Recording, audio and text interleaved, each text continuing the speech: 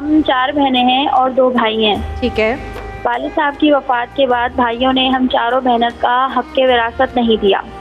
Okay. अच्छा। वो कहते हैं कि अब्बा ने तुम्हारी शादियां की और बहुत सोना और जहेज दिया है, अब तुम्हारा जायदाद में कोई हिस्सा नहीं है, जबकि अब भी करोड़ों की जमीन और फलों के बागात हैं। हमारा हक मिलने का कोई वजीफा बता दीजिए। ठीक है बेटा, तो वो ये तो बड़ा नॉर्मल है।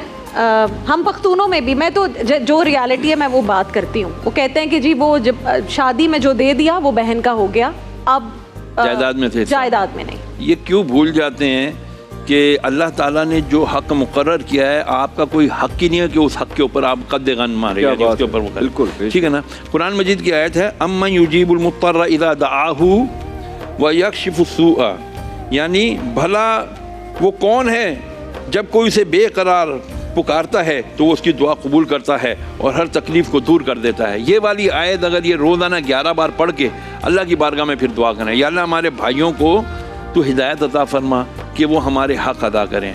कितनी अजीब बात है। लोग कहते हैं अगर झूठ बोलने से रोज़ा तो नहीं टूटता। मैंने कहा इस तरह तो बहनों का हक खाने से भी नहीं टूटता। अब एक गाड़ी है, उसका नाम है चलने का काम करती है वो।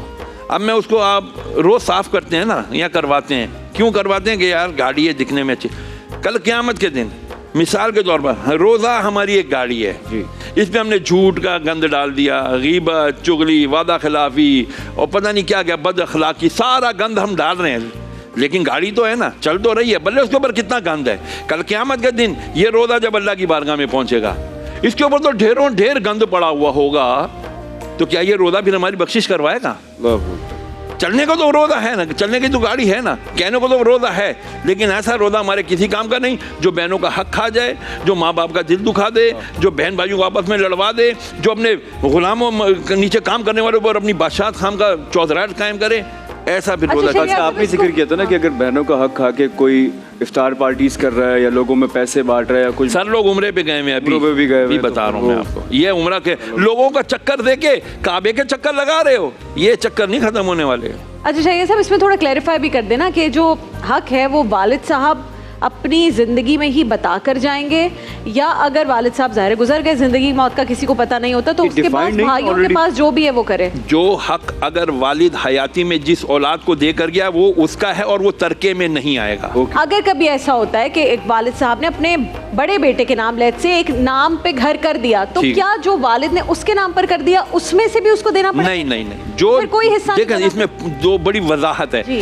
जो चीज वालिद अपनी हयाती में किसी के हवाले कर गया, किसी के नाम कर गया, बाप ने कहा कि जी ये जो है ना मोबाइल जो है ना ये दानिश तैमूर का है, लेकिन बोला इसका कब्जा नहीं दिया, कब्जा नहीं दिया, उसके तसर्रुफ में नहीं दिया, तो ये वापस आएगा। ओके। लेकिन दे के तसर्रुफ भी दे दिया, उसके कब्जे में भी दे दिया, तो अब ये उसका है, अब ये तरके में और नहीं आएगा। ऐसे में वालिद गुजर गया और बेटियों को कुछ नहीं मिला, तो क्या वालिद की पकड़ होगी? वालिद दोबारा कहे, मतलब वालिद साहब का इंतकाल हो गया, उन्होंने सब कुछ बेटों को दे दिया, और बेटियों को नहीं दिया कुछ, तो इसमें पकड़ वालिद साहब की। वाज़े हदीस हुजूर के पास एक साहबी आई रज़ी अल्लाह ताला अन्हा, कहनी या रसूल अल्लाह ये आप गवाह हो जाए, मैंने अपना ये वाला घर ना अपने इस बेटे को दिया। हुजूर ने फरमाया कितने बेटे हैं? फरमाया 4। सब चारों को तुमने इतना ही है कि ऐसा ही घर दिया है? नहीं या रसूल अल्लाह सबको नहीं है, इससे ज्यादा प्यार है। फरमाया तू मुझे जुल्म पर गवाह करती है, मैं तेरे जुल्म पर गवाह हो जाऊं, ये जुल्म है। बराबर दो, सबको इक्वालिटी के साथ दो। अच्छा अब अगर बाप मर गया, बाप ने सिर्फ बेटों को दिया, बेटियों को कुछ नहीं दिया, कल क़यामत के दिन वो उठ ही नहीं सकेगा। उन्होंने फरमाया उसके गले में तौक होगा, तौक, वो लोहे वो पत्थर का जो है ना बड़ा